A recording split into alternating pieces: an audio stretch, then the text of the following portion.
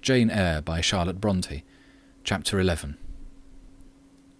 A new chapter in a novel is something like a new scene in a play, and when I draw up the curtain this time, reader, you must fancy you see a room in the George Inn at Millcote, with such large figured papering on the walls as inn rooms have, such a carpet, such furniture, such ornaments on the mantelpiece, such prints, including a portrait of George III and another of the Prince of Wales, and a representation of the death of Wolfe. All this is visible to you by the light of an oil lamp hanging from the ceiling, and by that of an excellent fire, near which I sit in my cloak and bonnet. My muff and umbrella lie on the table, and I am warming away the numbness and chill contracted by 16 hours' exposure to the rawness of an October day. I left Lowton at 4 o'clock a.m., and the Millcote town clock is now just striking 8. Reader, though I look comfortably accommodated, I am not very tranquil in my mind. I thought when the coach stopped here there would be someone to meet me. I looked anxiously around as I descended the wooden steps the boots placed for my convenience, expecting to hear my name pronounced and to see some description of carriage waiting to convey me to Thornfield. Nothing of the sort was visible, and when I asked a waiter if anyone had been to inquire after a Miss Eyre, I was answered in the negative. So I had no recourse but to request to be shown into a private room, and here I am waiting, while all sorts of doubts and fears are troubling my thoughts. It is a very strange sensation to inexperienced youth to feel itself quite alone in the world, cut adrift from every connection, uncertain whether the port to which it is bound can be reached, and prevented by many impediments from returning to that it has quitted. The charm of adventure sweetens that sensation, the glow of pride warms it. But then the throb of fear disturbs it, and fear with me became predominant when half an hour elapsed and still I was alone. I bethought myself to ring the bell. "Is there a place in this neighbourhood called Thornfield?" I asked of the waiter who answered the summons. "Thornfield? I don't know, ma'am. I'll inquire at the bar." He vanished, but reappeared instantly. "Is your name Eyre, miss?" "Yes." "Person here waiting for you?" I jumped up, took my muff and umbrella, and hastened into the inn passage. A man was standing by the open door, and in the lamplit street I dimly saw a one-horse conveyance. "This will be your luggage, I suppose," said the man rather abruptly when he saw me, pointing to my trunk in the passage. "Yes." He hoisted it onto the vehicle, which was a sort of car, and then I got in. Before he shut me up, I asked him how far it was to Thornfield. "A matter of 6 miles." "How long shall we be before we get there?" "Happen an hour and a half." He fastened the car door, climbed to his own seat outside, and we set off. Our progress was leisurely, and gave me ample time to reflect. I was content to be at length so near the end of my journey, and as I leaned back in the comfortable though not elegant conveyance, I meditated much at my ease. I suppose, thought I, judging from the plainness of the servant and carriage, Mrs. Fairfax is not a very dashing person. So much the better. I never lived amongst fine people but once, and I was very miserable with them. I wonder if she lives alone, except for this little girl. If so, and if she is in any degree amiable, I shall surely be able to get on with her. I will do my best. It is a pity that doing one's best does not always answer.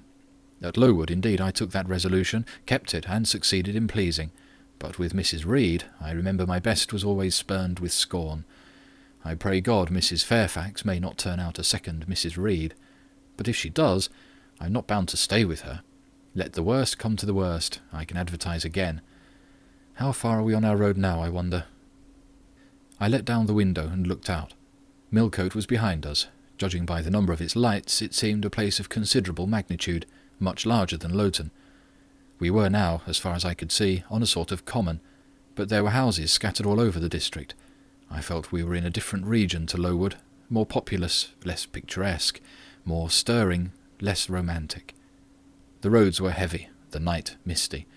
My conductor let his horse walk all the way, and the hour and a half extended, I verily believe, to 2 hours. At last he turned in his seat and said, "You're known so far for Thornfield now?" Again I looked out. We were passing a church. I saw its low, broad tower against the sky, and its bell was tolling a quarter. I saw a narrow galaxy of lights, too, on a hillside, marking a village or hamlet. About 10 minutes after, the driver got down and opened a pair of gates. We passed through, and they clashed to behind us. We now slowly ascended a drive, and came upon the long front of a house. Candlelight gleamed from one curtained bow window. All the rest were dark. The car stopped at the front door. It was opened by a maidservant. I alighted and went in.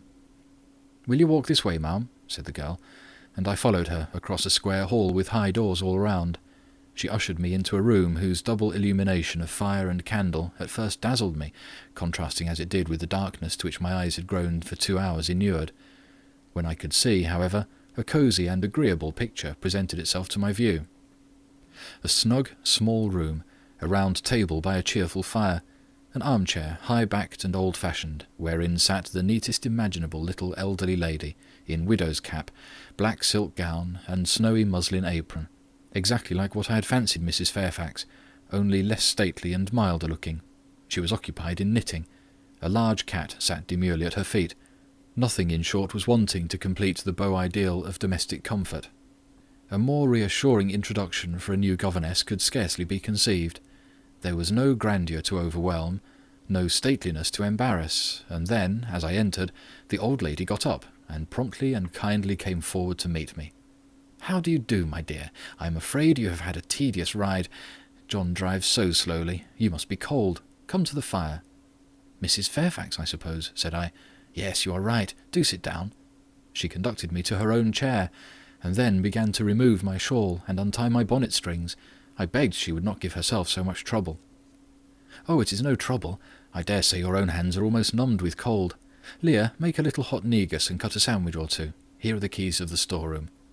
And she produced from her pocket a most housewifely bunch of keys, and delivered them to the servant. "Now then, draw nearer to the fire," she continued. "You've brought your luggage with you, haven't you, my dear?" "Yes, ma'am."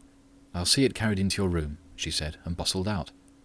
She treats me like a visitor, thought I. I little expected such a reception. I anticipated only coldness and stiffness. This is not like what I've heard of the treatment of governesses, but I must not exult too soon. She returned, with her own hands cleared her knitting apparatus and a book or two from the table, to make room for the tray which Leah now brought, and then herself handed me the refreshments. I felt rather confused at being the object of more attention than I had ever before received, and that too shown by my employer and superior. But as she did not herself seem to consider she was doing anything out of her place, I thought it better to take her civilities quietly. "Shall I have the pleasure of seeing Miss Fairfax tonight?" I asked, when I had partaken of what she offered me. "What did you say, my dear? I'm a little deaf," returned the good lady, approaching her ear to my mouth. I repeated the question more distinctly. "Miss Fairfax? Oh, you mean Miss Varens. Varens is the name of your future pupil." "Indeed? Then she is not your daughter?" "No, I have no family." I should have followed up my first inquiry by asking in what way Miss Varens was connected with her, but I recollected it was not polite to ask too many questions. Besides, I was sure to hear in time. "I am so glad," she continued, as she sat down opposite to me and took the cat on her knee, "I am so glad you are come. It will be quite pleasant living here now with a companion. To be sure, it is pleasant at any time, for Thornfield is a fine old hall, rather neglected of late years perhaps, but still it is a respectable place. Yet, you know, in winter-time one feels dreary quite alone in the best quarters. I say alone. Leah is a nice girl, to be sure, and John and his wife are very decent people, but then, you see, they are only servants, and one can't converse with them on terms of equality. One must keep them at a due distance, for fear of losing one's authority.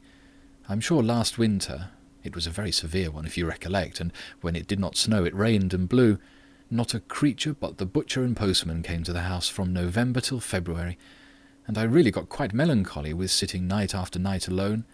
I had Leah in to read to me sometimes, but I don't think the poor girl liked the task much. She felt it confining. In spring and summer one got on better. Sunshine and long days make such a difference. And then, just at the commencement of this autumn, little Adela Varens came, and her nurse. A child makes a house alive all at once, and now you are here, I shall be quite gay." My heart really warmed to the worthy lady as I heard her talk, and I drew my chair a little nearer to her, and expressed my sincere wish that she might find my company as agreeable as she anticipated. "But I'll not keep you sitting up late tonight," said she. "It is on the stroke of 12 now, and you have been travelling all day. You must feel tired. If you've got your feet well warmed, I'll show you your bedroom. I've had the room next to mine prepared for you. It's only a small apartment, but I thought you would like it better than one of the large front chambers. To be sure, they have finer furniture, but they are so dreary and solitary. I never sleep in them myself." I thanked her for her considerate choice, and as I really felt fatigued with my long journey, expressed my readiness to retire. She took my candle, and I followed her from the room. First, she went to see if the hall door was fastened. Having taken the key from the lock, she led the way upstairs. The steps and banisters were of oak. The staircase window was high and latticed. Both it and the long gallery into which the bedroom doors opened looked as if they belonged to a church rather than a house. A very chill and vault-like air pervaded the stairs and gallery, suggesting cheerless ideas of space and solitude, and I was glad, when finally ushered into my chamber, to find it of small dimensions and furnished in ordinary, modern style. When Mrs. Fairfax had bidden me a kind good night, and I had fastened my door, gazed leisurely around, and in some measure effaced the eerie impression made by that wide hall, that dark and spacious staircase, and that long cold gallery, by the livelier aspect of my little room, I remembered that, after a day of bodily fatigue and mental anxiety, I was now at last in safe haven. The impulse of gratitude swelled my heart, and I knelt down at the bedside and offered up thanks where thanks were due, not forgetting, ere I rose, to implore aid on my further path, and the power of meriting the kindness which seemed so frankly offered me before it was earned. My couch had no thorns in it that night, my solitary room no fears. At once weary and content, I slept soon and soundly. When I awoke, it was broad day. The chamber looked such a bright little place to me as the sun shone in between the gay blue chintz window curtains, showing papered walls and a carpeted floor, so unlike the bare planks and stained plaster of Lowood that my spirits rose at the view. Externals have a great effect on the young. I thought that a fairer era of life was beginning for me, one that was to have its flowers and pleasures as well as its thorns and toils. My faculties, roused by the change of scene, the new field offered to hope, seemed all astir. I cannot precisely define what they expected, but it was something pleasant, not perhaps that day or that month, but at an indefinite future period. I rose. I dressed myself with care, obliged to be plain, for I had no article of attire that was not made with extreme simplicity. I was still by nature solicitous to be neat. It was not my habit to be disregardful of appearance or careless of the impression I made. On the contrary, I ever wished to look as well as I could, and to please as much as my want of beauty would permit. I sometimes regretted that I was not handsomer. I sometimes wished to have rosy cheeks, a straight nose, and small cherry mouth. I desired to be tall, stately, and finely developed in figure. I felt it a misfortune that I was so little, so pale, and had features so irregular and so marked. And why had I these aspirations and these regrets? It would be difficult to say. I could not then distinctly say it to myself, yet I had a reason, and a logical, natural reason too. However, when I had brushed my hair very smooth and put on my black frock, which, Quaker-like as it was, at least had the merit of fitting to a nicety, and adjusted my clean white tucker, I thought I should do respectably enough to appear before Mrs. Fairfax, and that my new pupil would not at least recoil from me with antipathy. Having opened my chamber window, and seen that I left all things straight and neat on the toilet table, I ventured forth. Traversing the long and matted gallery, I descended the slippery steps of oak. Then I gained the hall. I halted there a minute. I looked at some pictures on the walls. One, I remember, represented a grim man in a cuirass, and one a lady with powdered hair and a pearl necklace, and a bronze lamp pendant from the ceiling, at a great clock whose case was of oak, curiously carved, and ebon black with time and rubbing. Everything appeared very stately and imposing to me, and then I was so little accustomed to grandeur. The hall door, which was half of glass, stood open. I stepped over the threshold. It was a fine autumn morning. The early sun shone serenely on embrowned groves and still green fields. Advancing on to the lawn, I looked up and surveyed the front of the mansion. It was 3 stories high, of proportions not vast, though considerable. A gentleman's manor house, not a nobleman's seat. Battlements round the top gave it a picturesque look. Its grey front stood out well from the background of a rookery, whose cawing tenants were now on the wing. They flew over the lawn and grounds to alight in a great meadow, from which these were separated by a sunk fence, and where an array of mighty old thorn trees, strong, knotty, and broad as oaks, at once explained the etymology of the mansion's designation. Farther off were hills, not so lofty as those around Lowood, nor so craggy, nor so like barriers of separation from the living world. but yet quiet and lonely hills enough, and seeming to embrace Thornfield with a seclusion I had not expected to find existent so near the stirring locality of Millcote.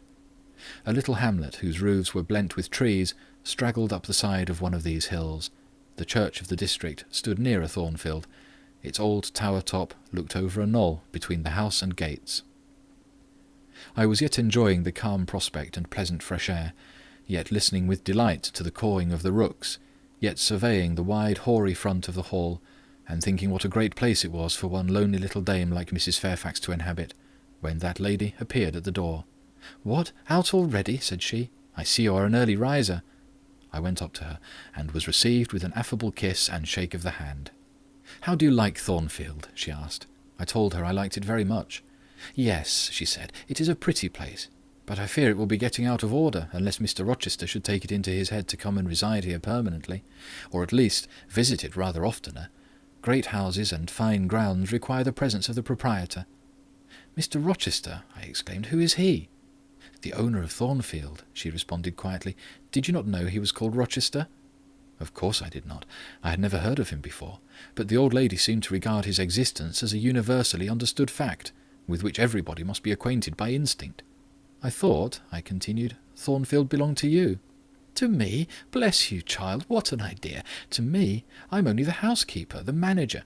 To be sure, I am distantly related to the Rochesters by the mother's side, or at least my husband was.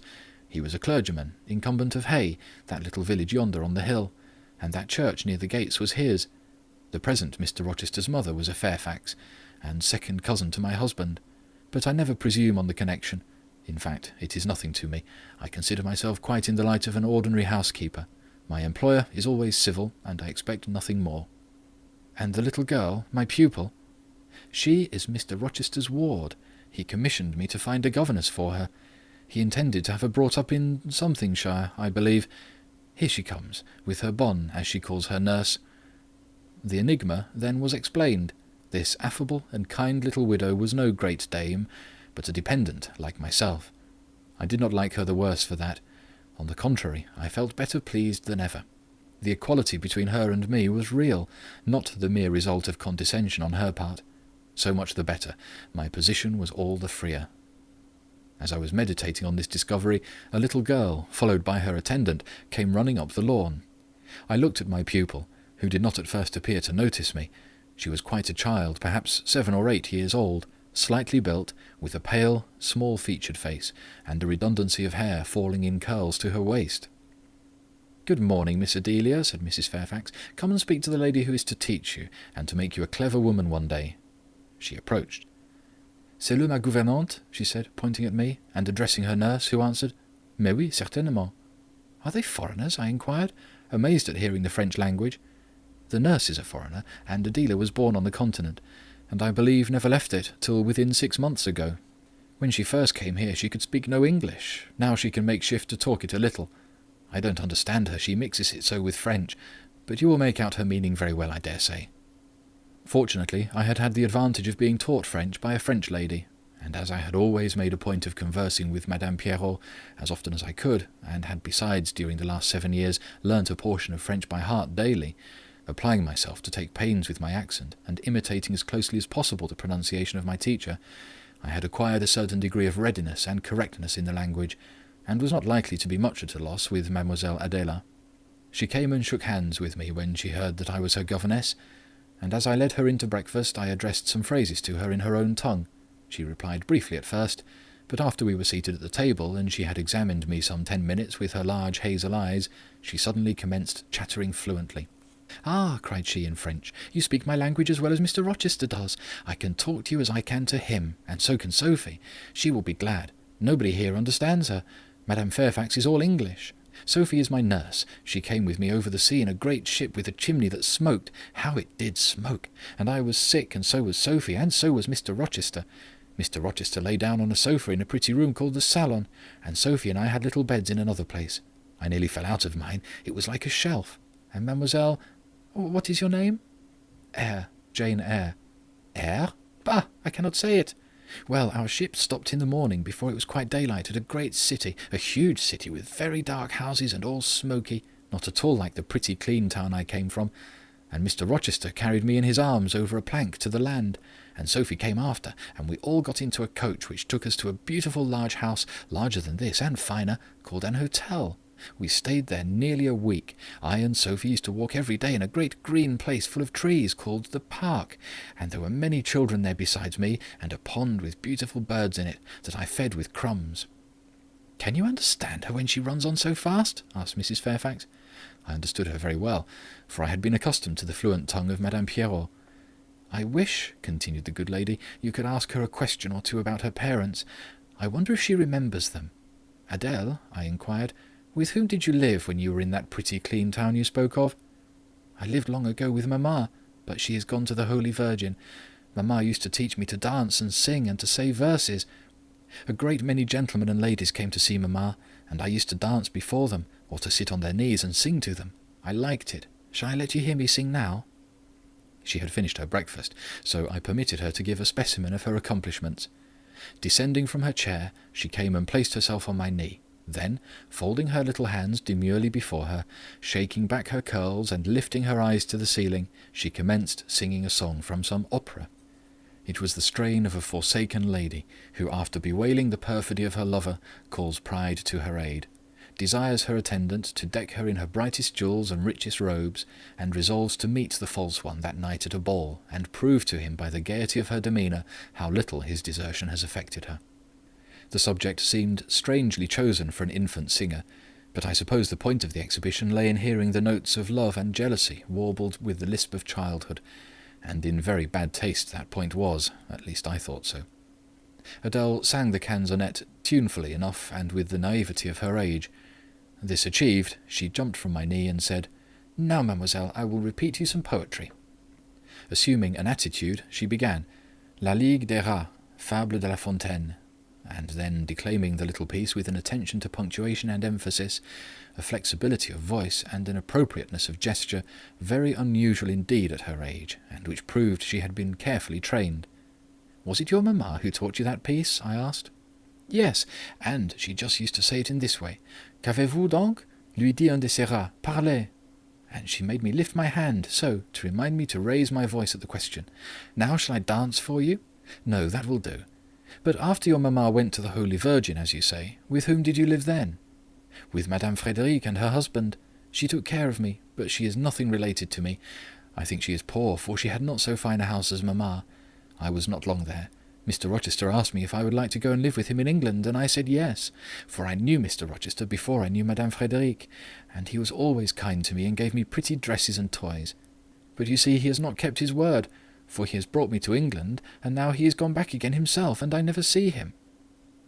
After breakfast, Adèle and I withdrew to the library, which room, it appears, Mr. Rochester had directed should be used as the schoolroom.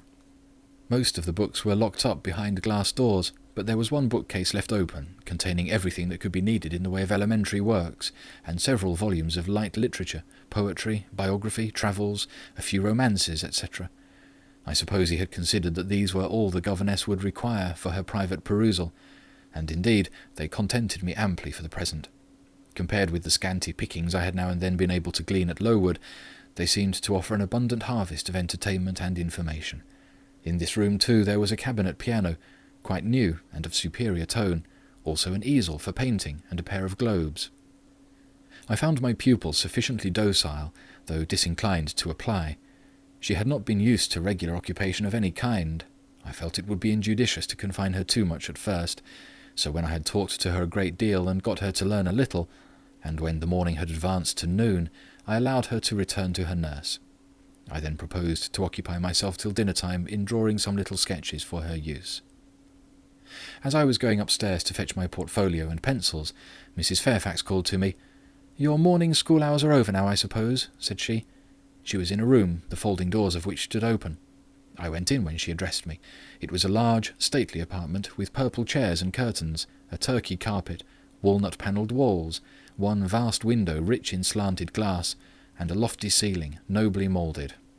Mrs. Fairfax was dusting some vases of fine purple spar, which stood on a sideboard.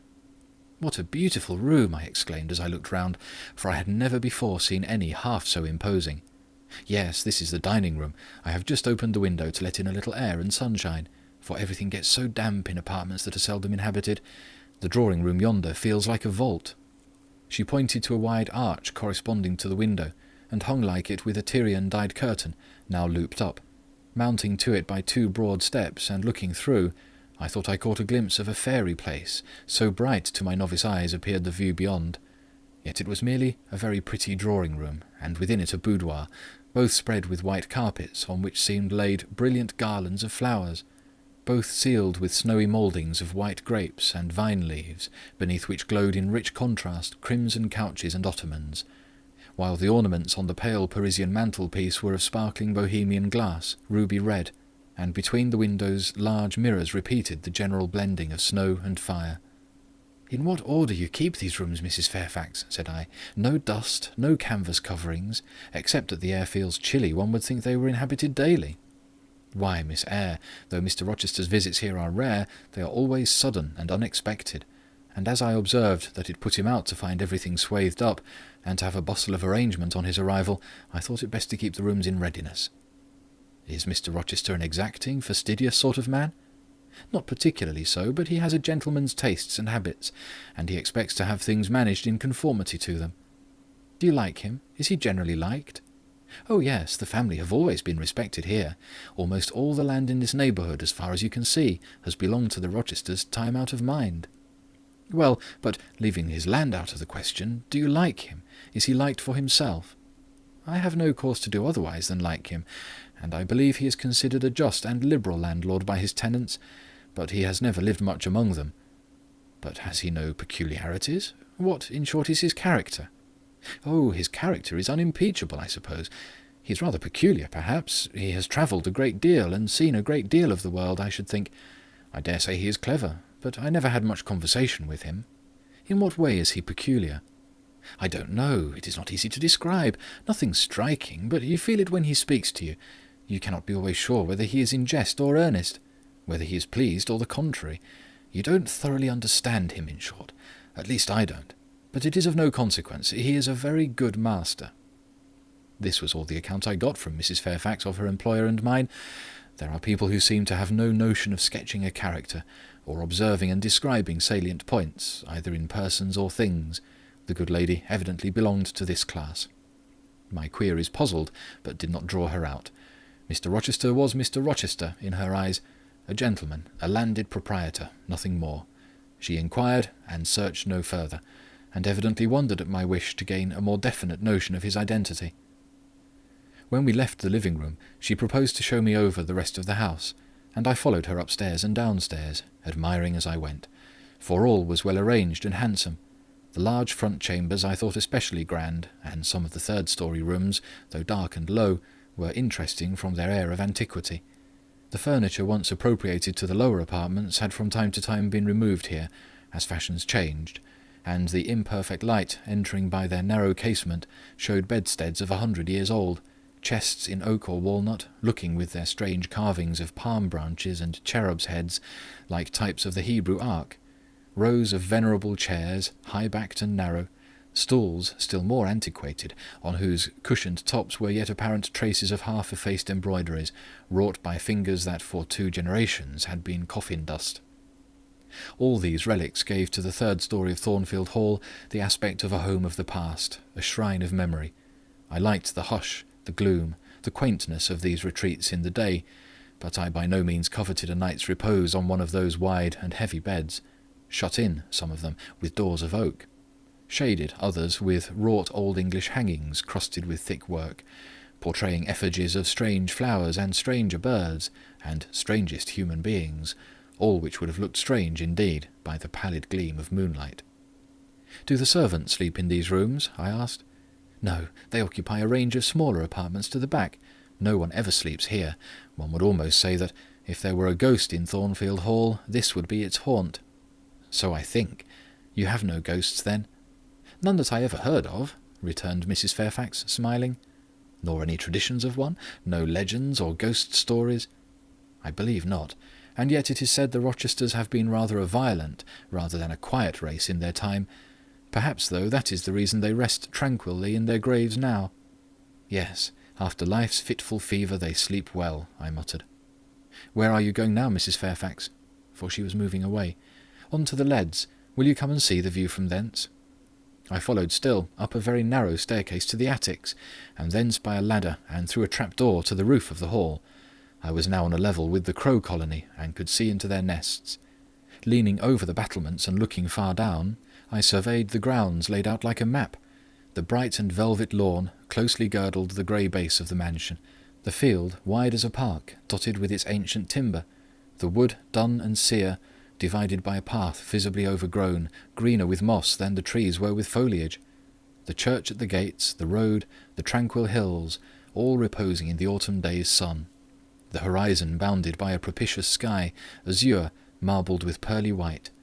No feature in the scene was extraordinary, but all was pleasing. When I turned from it and repassed the trap-door, I could scarcely see my way down the ladder. The attic seemed black as a vault compared with that arch of blue air to which I had been looking up, and to that sunlit scene of grove, pasture, and green hill, of which the hall was the centre, and over which I had been gazing with delight. Mrs. Fairfax stayed behind a moment to fasten the trap-door. I, by drift of groping, found the outlet from the attic, and proceeded to descend the narrow garret staircase. I lingered in the long passage to which this led, separating the front and back rooms of the third story, narrow, low, and dim, with only one little window at the far end, and looking, with its 2 rows of small black doors all shut, like a corridor in some Bluebeard's castle. While I paced softly on, the last sound I expected to hear in so still a region, a laugh, struck my ear. It was a curious laugh, distinct, formal, mirthless. I stopped. The sound ceased, only for an instant.